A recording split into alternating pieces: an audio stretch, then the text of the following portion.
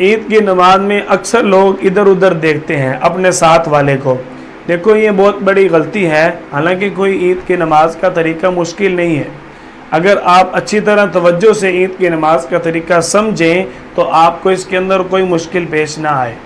عیدین کی نماز کے طریقہ کے بارے میں مصنف عبدالرزاق روایت نمبر 5702 حضرت عبداللہ بن مسعود رضی اللہ تعالیٰ عنہ فرماتے ہیں کہ عیدین کی نماز میں پہلی تکبیر تکبیر تحریمہ ہے، پھر اس کے بعد 3 تکبیرات زائد ہیں، پھر اس کے بعد قرات ہے، اور قرات کے بعد کہی جانے والی تکبیر رکوع کی تکبیر ہے.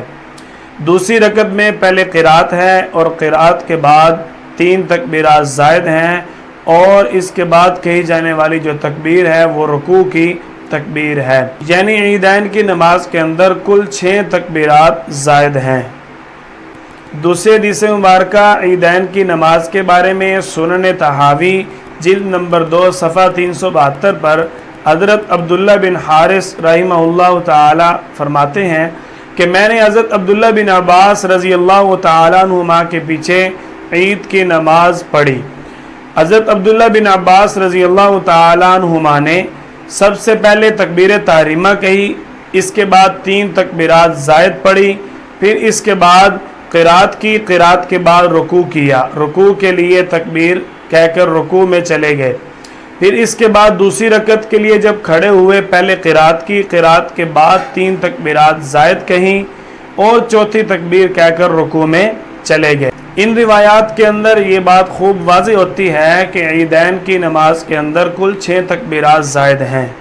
دوسری بات کہ عید کی نماز کا طریقہ کیا ہے. عید کی نماز کا طریقہ سمجھنے سے پہلے ایک بات اچھی طرح ذہن نشین فرما لیں کہ کوئی بھی نماز ہو اس کے لیے نیت کے کلمات زبان سے کہنا ضروری نہیں ہے. جب آپ گھر سے نکلتے ہیں، جس نماز کی نیت کر کے آپ گھر سے نکلتے ہیں تو بس نیت ہو گئی. اگر آپ زبان سے بھی کلمات کہنا چاہیں تو اس میں بھی کوئی حرج نہیں ہے، کیونکہ اکثر اب آپ کہتے ہیں نماز کے اندر اپنی توجہ بڑھانے کے لیے زبان سے نیت کے کلمات کہنا چاہتے ہیں، کہہ لیں، کوئی حرج نہیں ہے. تو عید کی نماز کا طریقہ یہ ہے کہ سب سے پہلے امام تکبیر تحریمہ کہے گا، اللہ اکبر. تکبیر تحریمہ کہہ کر امام ہاتھ باندھ لے گا.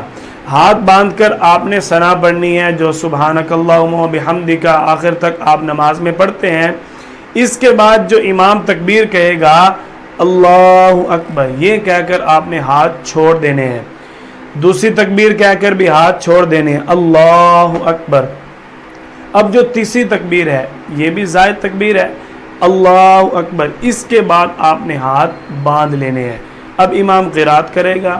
قرات کرنے کے بعد جب امام رکوع میں جائے رکوع کریں اور دوسری رکعت پڑھیں. دوسری رکعت کے اندر پہلے قرات ہوگی اور قرات کرنے کے بعد امام اب زائد تکبیرات کہے گا. امام قرات کرنے کے بعد جب زائد تکبیرات کہے گا تو آپ نے پہلی تکبیر کے بعد ہاتھ چھوڑ دینے ہیں، اللہ اکبر. پھر دوسری تکبیر اللہ اکبر، پھر ہاتھ چھوڑ دینے. پھر تیسری تکبیر اللہ اکبر، پھر ہاتھ چھوڑ دینے. اب جو چوتھی تکبیر امام دوسری رکعت میں کہہ رہا ہے، یہ تکبیر آپ جب سنیں گے تو آپ بھی اللہ اکبر کہہ کر رکوع میں چلے جائیں گے. یہ مختصر عید کی نماز کا طریقہ ہے. اس کے بعد خطبہ ہے.